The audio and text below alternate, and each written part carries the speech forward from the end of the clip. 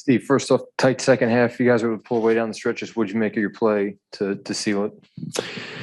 Yeah, I thought the guys found a way. I think we missed 3 of our last 26 threes. So when you find a way to win, when you can't make a 3, I think it's always a good win. So we didn't have our best stuff. We didn't make shots, but we found a way to hold them to 47 in the second half. So proud of the effort, proud of the mentality to stick with it even when things weren't easy. Steve, how would you describe Kevin's performance today? Yeah, Kevin was unbelievable. Obviously carried us, made a lot of big plays, rebounds, assists, the whole deal. So he was Kevin Durant on full display. But I think also, you got to tip your hat to all the other guys that did so many things out there. Andre had another big night. I thought Nick Claxton was great with his energy and defense. Bruce Brown continues his great play. JJ brought it and gave us minutes, and Goran, just a soldier out there organizing us and doing all those little things. I could go on, but it's a team win, and Kevin carried us in a lot of ways, but without those other guys, it's not happening.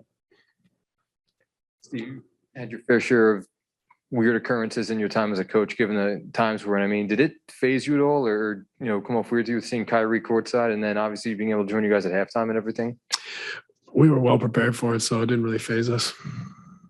Coach, can you also expound on Bruce and the impact he had tonight? It seems like he's just strung together a really strong set of games since maybe the trade deadline. Just what have you seen in him since then?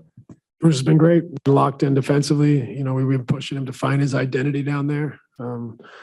He's been really solid with the game plan. When he pitches in with 15 points, 5 assists, 7 rebounds, 2 steals. I mean, it's just winning basketball plays he makes over and over. So just love his competitiveness, his spirit, and defensively he's really locked in. And then I guess if you had to look at one thing from this, is 43 minutes for Kevin. I mean, do you think that's going to have to be the case with these games that Kyrie's not here, that Kevin's just naturally going to have to shoulder a larger load?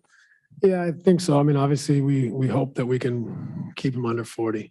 Tonight, though, was one of those games where we just needed him. With Seth going out, we had too many lineups without a shooter on the floor, and it makes it so difficult to score.